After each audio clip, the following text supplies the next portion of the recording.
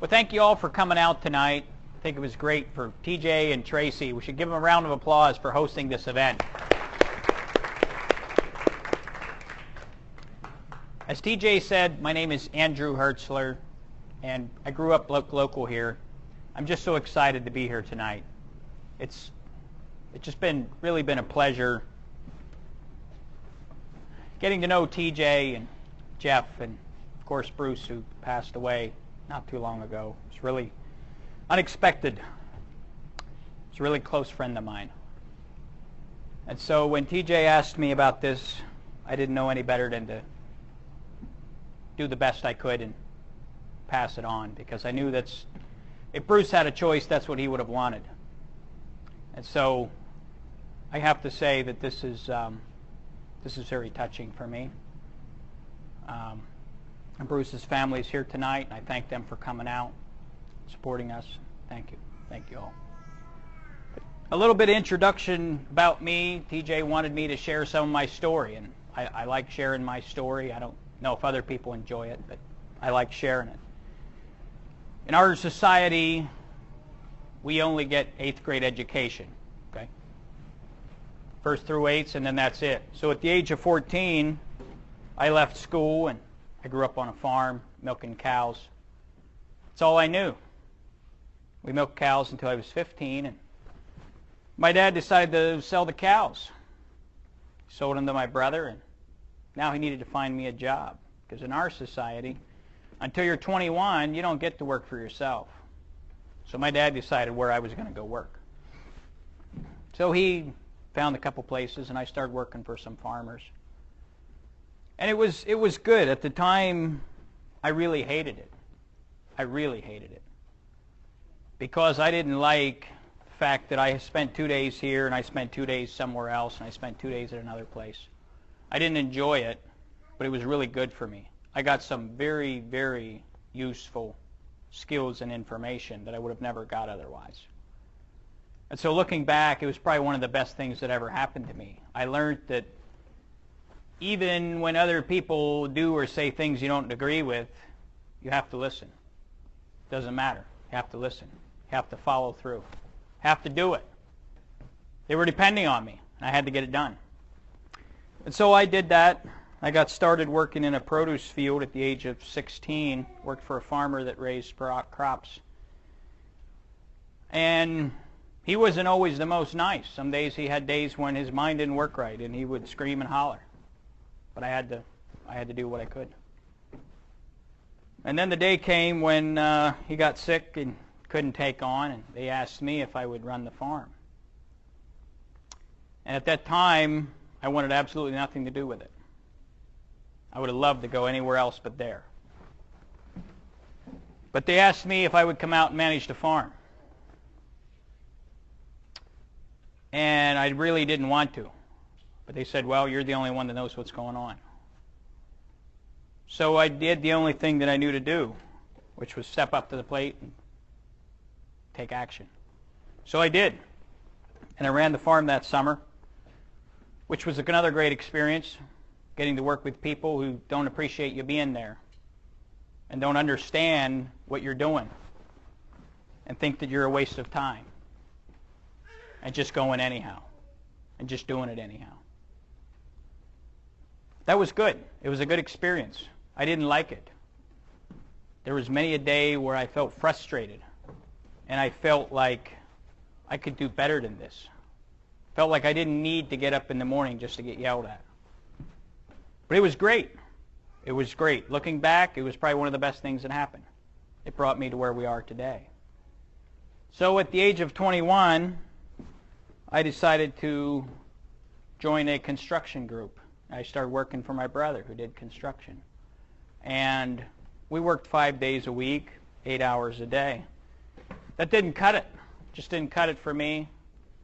I said, I got a lot of wasted time. I can't just work 40 hours a week. That doesn't make my budget. So I started my own.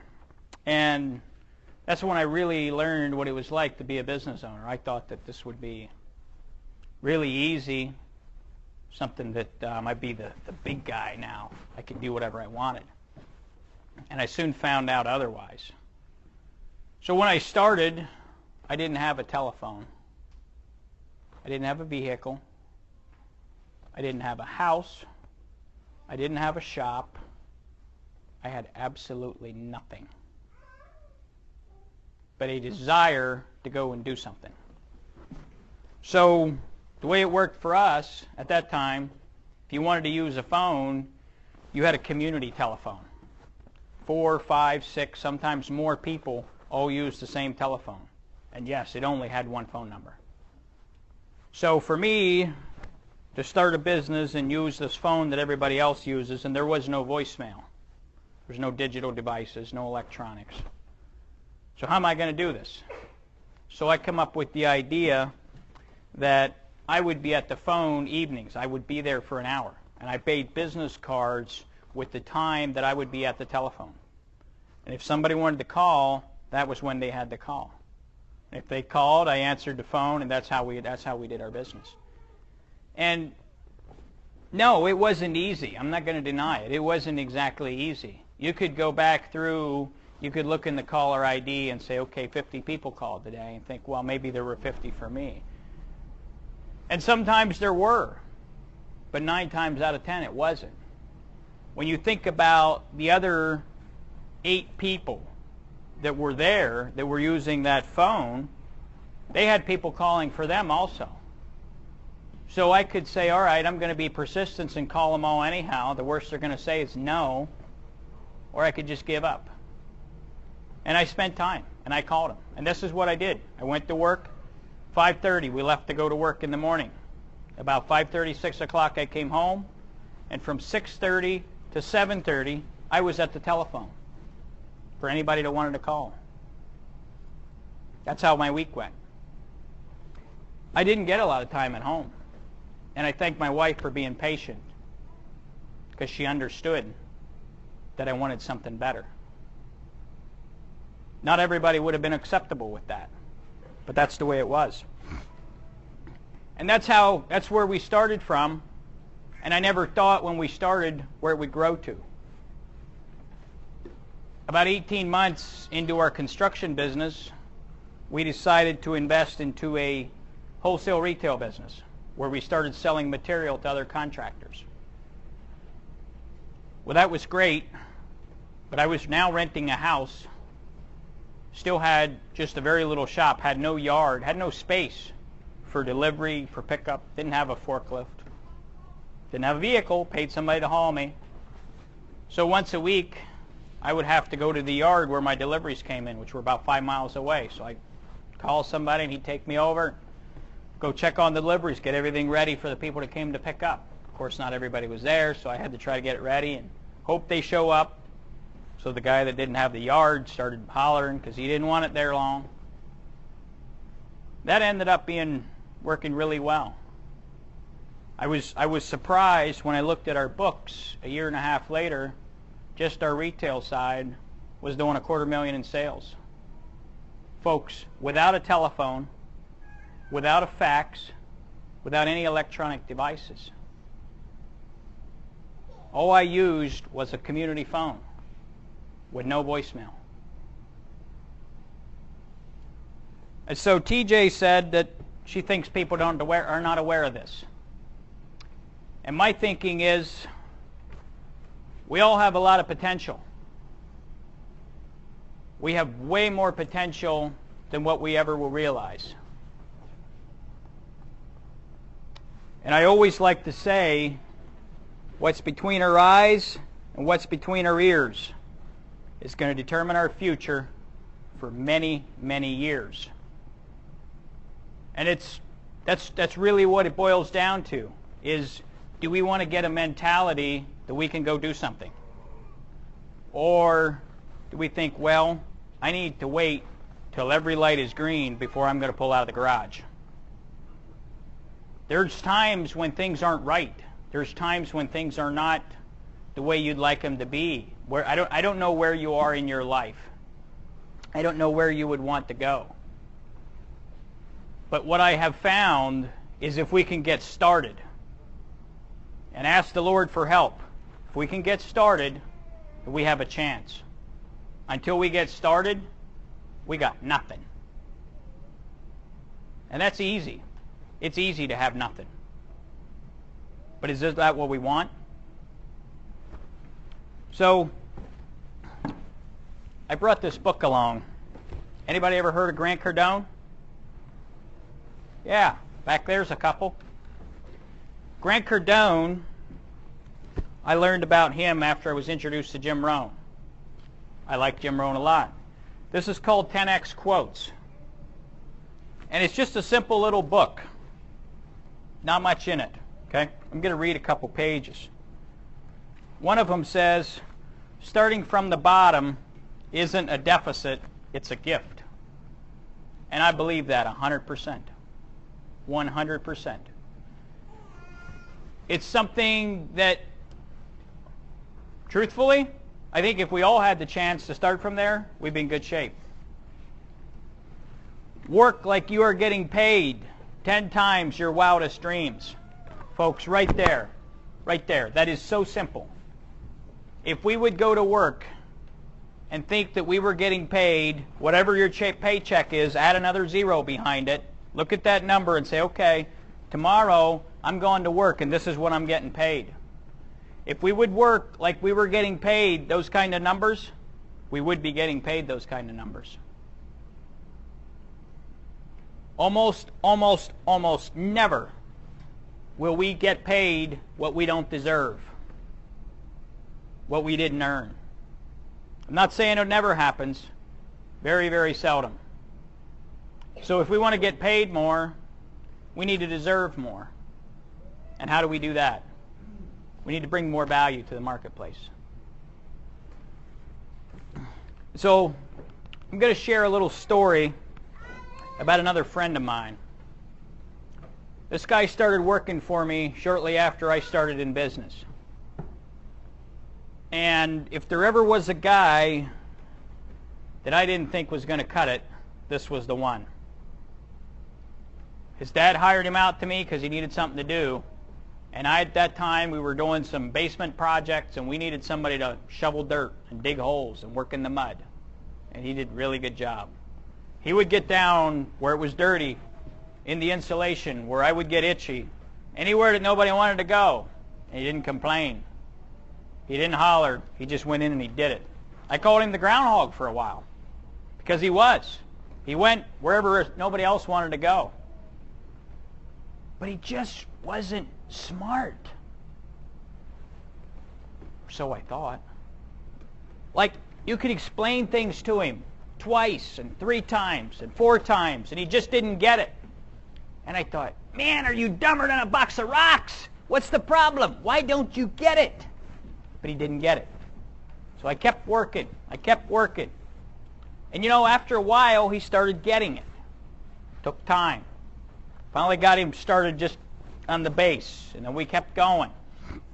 And as he started to grasp a little bit of it, I soon saw that once he figured it out, he had it. There was no forgetting. Took a long time to get it there. But once he had it, he had it. So he's working for me for a couple years. Finally was able to put him up to $10 an hour, which is very unusual because I started people off at a minimum of 10. For him, I wasn't able to because he just didn't have it together. And I joined this franchise. I bought a franchise called Conklin Company because I liked their roofing systems and it fit well with what I was doing. And he knew that I was doing this, and he watched. I didn't think much about it. And then he mentioned that he'd like to join. I didn't know what to think. Because I had worked hard, and I had got it going. I didn't think he was capable of getting it going. I really didn't think so. But I wasn't going to hold him back, because I don't believe in holding anybody back. It's America. It's wide open spaces. You can go as far as you want to go. So I said, all right, here's the deal. This is the investment. This is what you do. It's where you go. And he came on board. And for a while, even after he came on board, he was just doing small stuff. He really didn't get after it. Then he decided he wanted to do roofing. And he told me this. He said he's going to go take class. And I said, great. And I thought, but what for? He's not going to make it. He doesn't have a chance. So he went and took class, came back, he was excited about it. I said, great. What's the next plan? He says, I'm going to do advertising. And I thought, oh boy. Because advertising isn't cheap, folks. I couldn't see how he was going to get the money to do it. And I was sure that even after he spent it, he was going to go down. He said, oh, I'm doing advertising. And he spent probably not less than $5,000 on advertising for starting a new business that I, being his mentor, was sure that was never going to be a star. I hoped, if anything, that he could just be able to survive. That was really my hope. So he did that, and he started getting calls. And he got way more calls than I ever did. Don't ask me how, but he did. And he started picking up the phone. He was calling me. He said, hey, I got this, I got that. He's telling me about different stuff he's looking at. And I'd give him little tips over the phone. I'd tell him kind of where I think his pricing should be. And I figured any day he was going to call me and ask me to go out with him, look at his jobs. He never did. He never called me to go out and look at his job. I don't know why. So I thought, well, I guess he's got it under control because he's doing his thing. And then he called me this one afternoon, Friday afternoon, and he says, hey, this guy called me. He's got a 40,000 square foot roof he wants me to go look at. He's going out tomorrow. He's really excited about it. Well, okay. He's doing something right. So I didn't worry much more about it. Monday morning, I get a voicemail on my phone, which, by the way, I now have one. It's not a cell phone, but it's a phone. I get a voicemail, and here it was a voicemail that the building owner had left him, and he transferred it to me. The building owner left him a voicemail saying he signed the contract, and he had a $35,000 check waiting for him to get picked up whenever he was ready. If ever I was shocked, it was then. I was speechless. I didn't know what to think. I couldn't figure it out. It was mind-blowing. And he came over that afternoon.